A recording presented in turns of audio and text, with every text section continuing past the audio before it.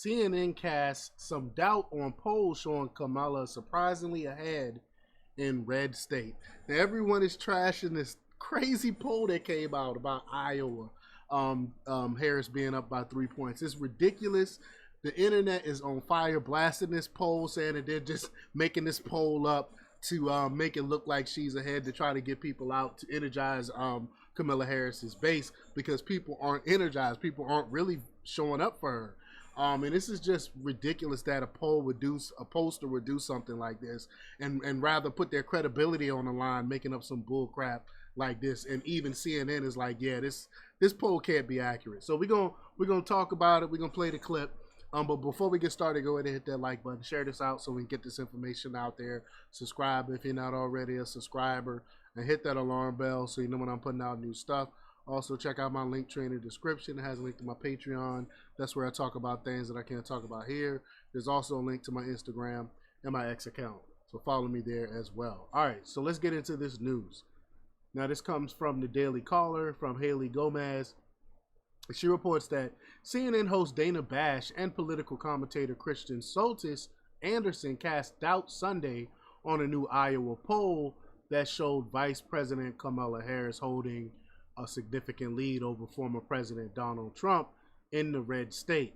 The Des Moines Register Mediacom released a poll on Saturday evening showing Vice President Kamala Harris leading former President Donald Trump by 47% to 44%, with pollster Ann Seltzer expressing surprise over the results and noting that Harris has, quote, clearly leaped into a leading position, according to the Des Moines Register. However, the State of the Union, Bash on the State of the Union, Bash highlighted the new data, mentioning the Republicans in the state have expressed skepticism about the numbers. So let's just get into the clip here. Here we go. The discussion, Pennsylvania obviously is probably the most important, but look at the New York Times polls this morning, which did a survey of all of the battlegrounds, and the headline is, once again, no clear leader. Kristen, you are our pollster here. And then I want to, as we look at that, no clear leader, then I want to look at Iowa, because it's not generally a hot topic 2 days before a general election to talk about the last Des Moines Register poll. That's usually what we do before the Iowa caucuses. But if you look at that, Iowa is a red state, and she has Kamala Harris, Ann Seltzer, the famous Ann Seltzer, has Kamala Harris up by a few points. Now, Republicans I've talked to in Iowa think that that is probably overstating her support, but they do see a trend there with late breakers for Kamala Harris on the female side, on the older side, that could be very real, not just there, but other places. What do you see? So I've also, in my own data, seen senior women trending a little more Democratic. I don't think it is to the extent that was found in the Seltzer poll, but she's a great pollster. Even good pollsters sometimes have outliers, and that is why I think what David Axelrod said was so important about uncertainty. This election could be a reboot. That's sort of what the New York Times Siena polls are showing, that Harris has rebooted the Obama coalition. She's getting younger voters. She's getting voters of color to turn out for her in big numbers. But this is Iowa. What is she talking about right now? This is Iowa. Iowa's most of the time red. You telling me all of a sudden it was a switch and white people in Iowa decided to start voting for Kamala Harris? I don't believe it. Seltzer's going to lose all credibility when this turns out to be untrue, I believe. But this also could be a realignment, and that's what the Trump team is hoping for, that they're actually doing better with younger voters, better with voters of color than expected. And so even if they're losing seniors by a little bit, especially senior women, they're making up that ground in other places.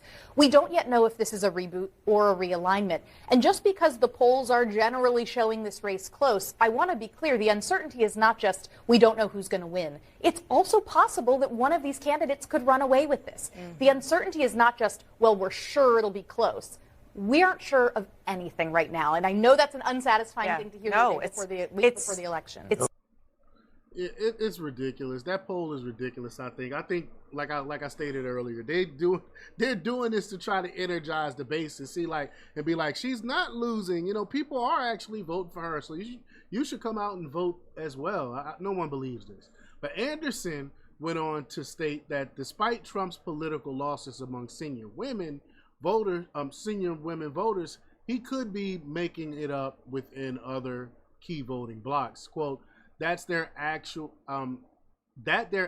doing better with younger voters, better with voters of color than expected.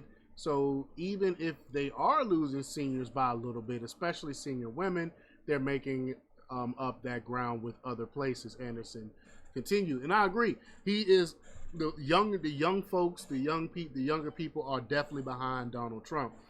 Democrats have lost a lot of ground amongst the younger voters. But national polls between Harris and Trump have been neck and neck the past month, despite Trump gaining on several of the key swing states in mid-October. Average polling data from Real Clear Politics shows Trump with a 0.1 point lead over Harris nationally, holding a 48.4% of the vote, and Harris at a 48.3%. But only time will tell. We have a couple more days until voting, and that's what really matters. None of these polls really matter, no matter how much they try to prop the candidate up or try to prop these polls up to make it look like one person is winning over the other. None of these polls matter. What matters come Tuesday, November 5th. But y'all let me know what y'all think about this. Leave your comments down below. Like, share, and subscribe. And check out jjthepsychotherapist.com for the latest in news. Until next time, peace.